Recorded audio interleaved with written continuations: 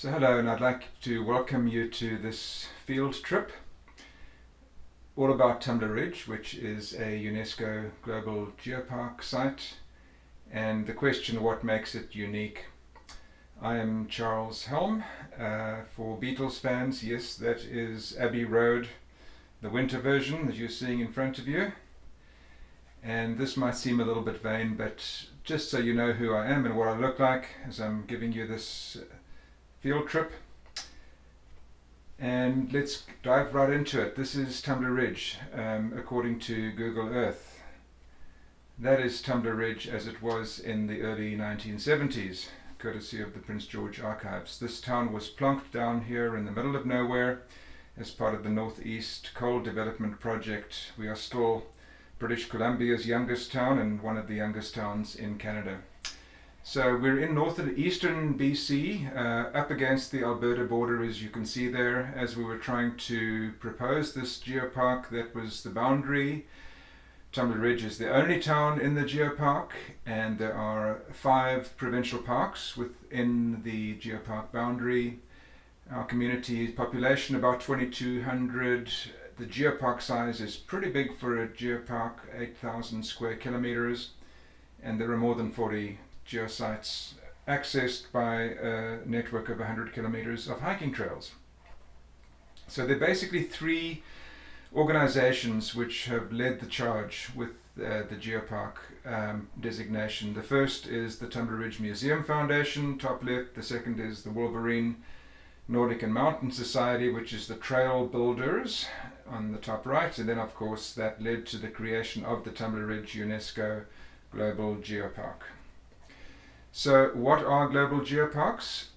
Everyone has heard about UNESCO World Heritage Sites. The second arm is biosphere reserves, and the new kid on the block is the global geoparks, which are becoming better and better known. And geoparks essentially have the 3 arms: conservation, education, and geotourism. There are 169 in the world in 44 countries, most of them in China and Europe, only 5 in North America. So the first global geopark in North America was Stonehammer in New Brunswick, designated 2010. Tumbler Ridge followed in 2014, and since then there have been 3 others, as you can see there, and there are currently 8 aspiring geoparks in Canada. Our story began in 2000 when 2 local boys aged 8 and 11 discovered a dinosaur trackway very close to town. The 8-year-old on the right there was our son. I wrote a book about it, and once Dr. McRae and others taught us what to look for, we were finding dinosaur tracks all over the place in most of the canyons we looked in. And that led to the formation of the Tumbler Ridge Museum Foundation, which was very much a bottom-up initiative. Pretty soon we had fantastic support from local industry here. Our first Tyrannosaur track is being brought in minus 33 degrees Celsius by Burlington Resources. And we started doing things like this. Discover a trackway of a juvenile ankylosaur in a creek, get an expert helicopter pilot with a long line after first rock sawing to get the rock down to manageable size, and then a few minutes later it's in our museum, in our collections department. After a few years of this, we were able to create the Dinosaur Discovery, which is still our signature exhibit area. Grand opening in 2010 with exhibits all around the periphery. We put on things like dinosaur camps for kids in the summer, and there are 2 tour sites for dinosaur tracks, one of which is this lantern tour in the evening where we control the angle of the light, and the other one is a daytime tour to the cabin pool site with deep dinosaur tracks. That's a theropod track there. We're also pretty famous for our waterfalls, called the waterfall capital of the north. Some really, really spectacular waterfalls, accessed almost all of them by hiking trails. This one we only discovered about 5 years ago. Never knew it was there, somewhat to our embarrassment, but a beautiful, pristine waterfall. Waterfalls means ice climbing and first ascents from our ice climbing friends in town. Being a geopark rocks all over the place. Lovely, beautiful, spectacular rocks for any lover of rock scenery to come and enjoy. Gives us a feeling of euphoria being up there in the Alpine in the rocks. And the converse is paleo potholes. I'll have a little bit more to say about this in just a minute, but an area where an ancient river carved these potholes. There's another geological area of interest where translational movement of sandstone layers on a soft layer of coleonite creates these wonderful rock formations. That's called the Boulder Gardens. Adjacent to it, this area called the Shipyard and the Armada. That's in winter and that's in summer. And the goal is to get onto the Titanic rock and to walk all along the edge to the very tip, which is called the prow. And if you're brave enough to look over the edge, or if you're like me, you'll crawl to the edge and have a peek down. That's one of our big mountains called the Shark's Fin. Quite difficult to get up in a day, but can be done. We also have a number of cave features, and 2021 is the International Year of Caves and Karst. That's a view from out of one of our trails. This shows the geopark boundary, and that 17% of our surface area is potentially karst. In other words, caves can be found there. Almost certainly there are lots of caves still to be found and discovered. Some of the caves are up in the Alpine. View from another cave. And some of the caves take the form of Resurgence Springs. This is a little provincial park proclaimed around this Resurgence Spring, which happens to be the deepest cave dive in Canada at 90 meters. A beautiful cave in spring and early summer, filled with water, can't be explored, but later in the year, about 90 meters deep, beautiful speleothems, beautiful moon milk. And here we have our curator for the Tumbler Ridge Museum, Dr. Lawfield, working in the cave. What's he doing there? He's trying to get samples of these beautiful Ordovician ancient gastropod fossils, which we think have never been described before, and which we'll be publishing on soon. So going from older to younger, we're now into the Mississippian limestones with a variety of invertebrate fossils to be enjoyed. It's a beautiful syncline in the background there, center right on Mount Crum. And one step younger, we've got no Permian layers here virtually, so we get into the Triassic, where we've got these amazing fishes and marine reptiles. When we say we've gone fishing, we're up in the mountains on the coast of Pangaea. One of the most important discoveries amongst the fish has been a whole new subfamily of coelacanth. Here you can see traditional coelacanths up on the top right, and our coelacanths, the two big ones with this weird forked tail and a stubby tail, unlike anything which has been described before. That's our daughter there with a marine reptile, which she seems pretty proud of having discovered, and another marine reptile. We've brought 1,500 of these into the museum now, which is one of the biggest collections of its kind in the world. This is a Thalattosaur, possibly the most complete example ever found in North America. Closest one can think of today is on the Galapagos Islands, where you've got the marine iguanas feeding off algae off rocks. And here you can see enlargement. Just below the lens is the jaw, the mandible, with a very distinctive row of teeth there. Just some beautiful other mollusks up in the mountains. Moving up into the Cretaceous, A Terror of Tyrannosaurs was the name of the published paper on our tyrannosaurid trackways. Possibly the only example of their kind in the world, certainly the only example of parallel trackways which show that tyrannosaurids moved in groups, in packs. This gives you an indication of the size. The son of one of our volunteers lying in one of the tyrannosaurid tracks. Just beside it, these ornithopod tracks, very, very beautiful. And fairly close by, BC's first excavated articulated dinosaur. We excavated it, our scientists did, then we didn't have a way to get it out, so we reburied it for a winter, and then along came a movie company, Cream Productions, who wanted to feature this. They put up 72 grand for a 5-minute ride with a Sikorsky helicopter, had to come all the way up from Vancouver just for our dinosaur, screened on Canada's dinosaurs. After 5 minutes, it was deposited on a flatbed trailer, and next thing, it's in our research center. So, our scientists discovered that adjacent to that dinosaur, there were not just 2 but 6 femurs, meaning at least 3 dinosaurs.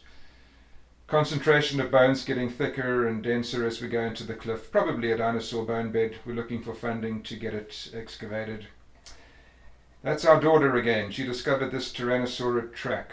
Not the finest specimen, but what's really cool about it is that this is our mayor, Tumbler Ridge mayor. And here he is operating his crane to bring that Tyrannosaur track into town. So typical small town stuff. You have people collaborating in ways that are hard to imagine in bigger cities. These are some of the finest crocodilian trackways in the world. In one of our mines, as it happens. What's happening here is these crocs are swimming and they're scraping the bottom of the marsh, of the body of water with their claws. You can see some tail drags there as well. Finest example in the world. And here's, very close to town, an incredible crocodile tail drag impression. This is the biggest crocodile track ever found. We discovered it last year. Over the winter, a massive landslide came down and buried it. At least we got photogrammetry done before we've lost it. I don't think we're ever going to see this one again. Published research is very important for our geopark in order for them to get revalidated. Every 4 years, geoparks get revalidated. We do a lot of research and publish on it. That's a lobster found close to town in one of the canyons. At the top is the antenna, just a magnified view. A pretty remarkable specimen.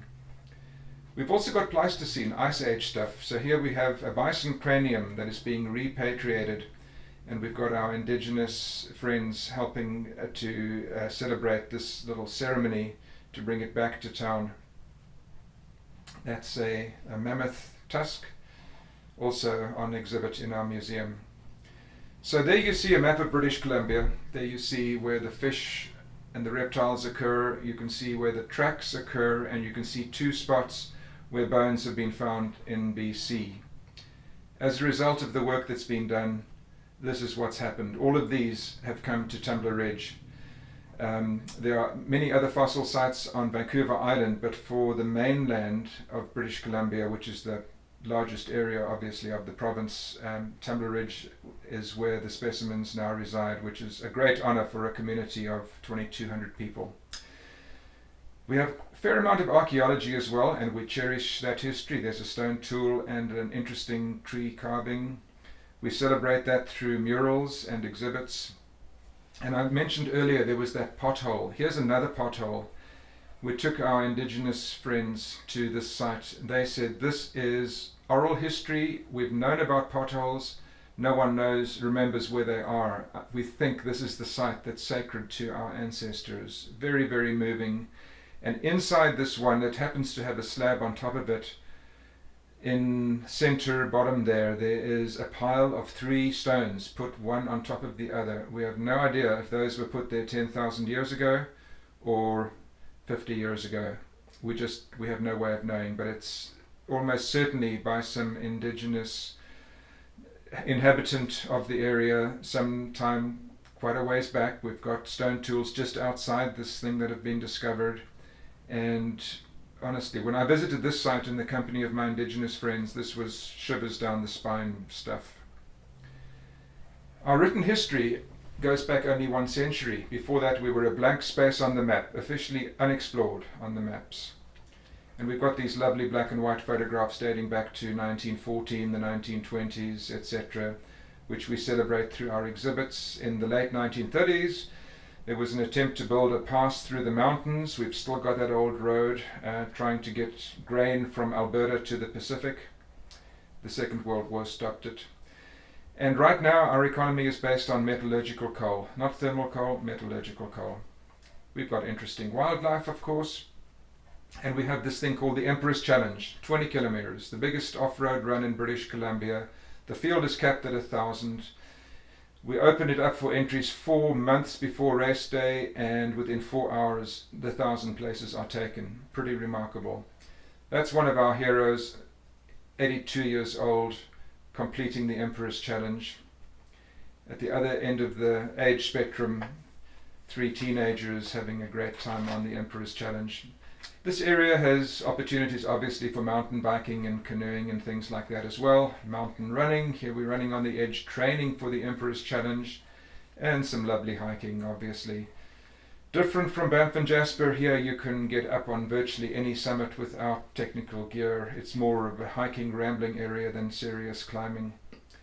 But beautiful jewels of alpine lakes that you can jump into. And we've also teamed with universities to interpret the fruits of their research. On that map you can see the eastern and western ranges of the winter wren and how they meet right there where we are in Tumbler Ridge. And research done here actually split that wren into 2 separate species. This is one of them. We also have this massive golden eagle migration, the biggest raptor migration on the planet, passes over our skies 9 months of the year. And talking about birds, we go all the way back to the Jurassic Cretaceous boundary and some of the oldest bird tracks in the world. So when we started this was our initial efforts at logos and marketing, etc. That's Canusia Falls in the background, waterfalls and dinosaurs was the theme. That's myself with one of the previous mayors mailing our application to the Global Geoparks network proposing Tumbler Ridge as a geopark. That's our volunteers, our first group at the bottom there. So in June 2014, UNESCO sent their evaluation mission with 2 representatives, Dr. Alcala and Dr. Zhang. We started off by giving them Labrador tea in our lounge, and we then hosted a backyard party where we gave them a traditional meal. You can see all the lovely ingredients there, and we thought let's get to them through their stomachs. I'm just kidding, but it was lovely being able to host them and welcome them. We had wonderful support from our indigenous friends. Here's Chief Callio from Kelly Lake Cree Nation giving an impassioned message of support for the geopark. And we had luck on our side. We had the most beautiful weather to take our guests by helicopter over our waterfalls, through our mountains, and we were able to share with them the euphoria which we feel when we're up in the mountains. Just a few months later, in Stonehammer, as it happens, the Global Geoparks Network had their UNESCO meeting, and this is where 10 new geoparks were going to be announced. And lo and behold, there's our photograph on the left showing here's our committee being congratulated by UNESCO. We have made it, and so Tumbler Ridge became a UNESCO Global Geopark. We had an inauguration ceremony. Manda is our current executive director. There she is at the shipyard in the background there. But the heart and soul of all of this is volunteers, bottom-up volunteers. There's a delightful couple that build these beautiful wilderness benches called Booker benches. There's in the wilderness normally closer carries, because these aren't that easy to carry, are Holt benches. That's John Holt on the left there. We've put about 24 or 25 of these in now at view sites on trails, and they've become destinations in their own right. We've built a 28-kilometer trail that goes around 3/4 of Tumbler Ridge without ever crossing a road. And this is an example. We got permission from BC Parks to open up a trail which had been decommissioned. There were 3 of us going in with chainsaws. Lots and lots of down trees. We took out 200 trees that day, after which we were able to celebrate by removing that horrible sign saying the trail is closed. This was the destination. Canusia Falls in the background. There's one of my medical residents showing how happy he is to have got to what really is one of the great view sites in the world. Canusia Falls with Castle Mountain in the background. And then we have this alpine jewel called Windfall Lake. In my backyard we are building boardwalks, and we're putting them on flatbeds, and we take them up into the mountains, and we get helicopters, and next thing we're building boardwalks over wet sections on the 5-kilometer trail to Windfall Lake. Here we've got a group hike taking hikers into Windfall Lake. Here we are, our volunteers building staircases. We've got to climb up into the alpine, and essentially we've created a wilderness backcountry campground with bear caches, etc. at Windfall Lake, using helicopter time to get the equipment in there. This is very meaningful. Local high school kids helping us build the first backcountry tent pads. We called this the road to Golgotha, carrying our burdens in with us, our posts, and putting them in places like this. High altitude, you've got to make sure you don't get your hikers lost. This is very special too, the Geopark Club, kids helping us install the signage on the trails. We've got 150 interpretive signs on our trails now. Just a view from one of our beautiful geosites, but with that trail we had Spectra Energy dressed in blue helping us as an active community service. 25 babies here, all under a week old, every one of them holding a dinosaur bone. Now, this is like what you do with chickens to imprint them. If we imprint these kids at an early stage, when they're just a few days old, we believe these are the paleontologists of tomorrow, and heaven knows we need more paleontologists in Tumbler Ridge. So this is on the wall of the clinic, and mothers clamour to get their photographs of their kids, babies, clutching or sucking on dinosaur bones. Our drama club put on a beautiful play all about the geopark. That's when you know you've made it in town, when your drama club does that for you. This is our health centre.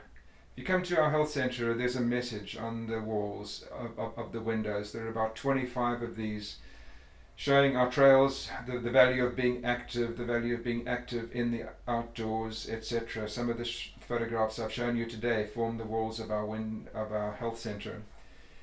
And this brings us to a thing called the Health in Geoparks project, with 4 modules: move well, connect well, eat well, and you bring them together so that you live well. This is very important to UNESCO. There's no other geopark that's doing anything like this, in part because the combination of medical and geological expertise is very unusual at a global level, and we're trying to become a model for healthy living across the world. So we want to apply this locally, then we want to export this to the other geoparks in Canada, and then export this all geoparks in the world. Think local, act global is what we say. So a global geopark gives an incredible opportunity to actually influence things at a global level. So in summary, what makes Tumbler Ridge unique? Well, science leads the way. That's very important. Our model of the Wolverine Nordic and Mountain Society with the Museum Foundation and the Geopark collaborating together works very well. We discover things, and the next thing it's converted into exhibits and programs. Our nearest community is almost 100 kilometers away, so we're remote. That gives us a sense of identity. 2,200 people, small little town, but an inspired design. We have broken stereotypes in the way we've collaborated with industry and government. And above all, we are volunteer driven, bottom up. So to conclude, what has made us unique and what has helped us to succeed? That's Nathan, one of my medical students that I'm teaching. I'm taking him up onto the Titanic and he's approaching the prow. So be in it for the long haul, stay the course. Things take time, and don't fall off the Titanic. You've always got to try and balance. Don't fall off the one side or the other side. And it would really be an honor for any of you, if you're coming to visit us in Tumbler Ridge, please come and say hello. Thank you very much.